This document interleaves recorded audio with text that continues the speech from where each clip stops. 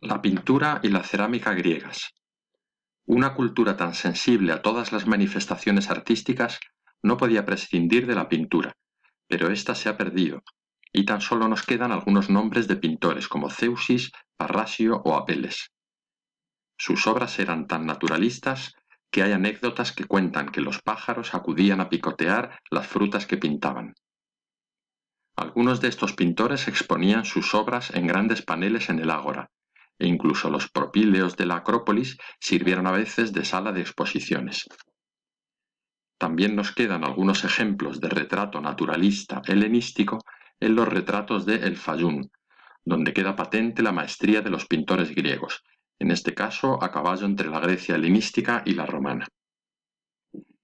Pese a haberse perdido la mayoría de las expresiones pictóricas mencionadas, aún queda su reflejo en la cerámica, donde los griegos plasmaron un estilo muy peculiar y característico que servía de decoración a los vasos, de los que encontramos gran variedad de formas: cántaros, cráteras, hidrias, platos, pixis, etc.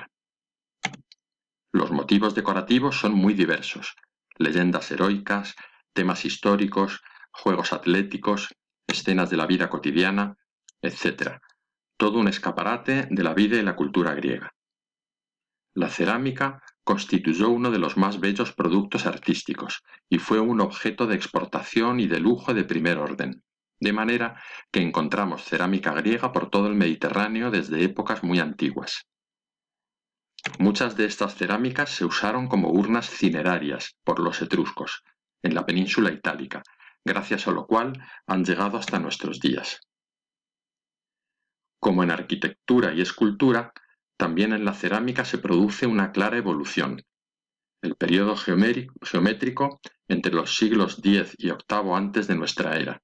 Se conservan muchas piezas cerámicas, entre ellas la mayoría de las encontradas en el cementerio ateniense de Dipylon. Presentan en su decoración puntos, líneas paralelas, triángulos, círculos, espirales, etc., ordenados en bandas de distinta anchura.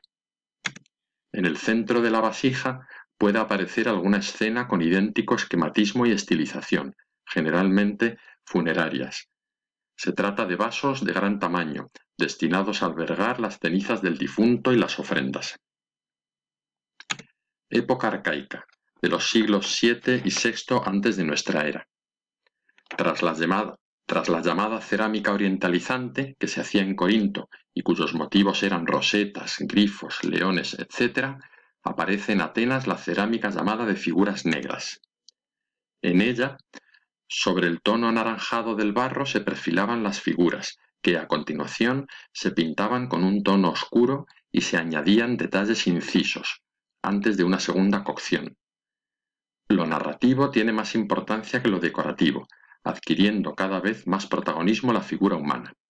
Van desapareciendo las bandas hasta llegar a un tema único, una especie de metopa pintada en el centro de la vasija.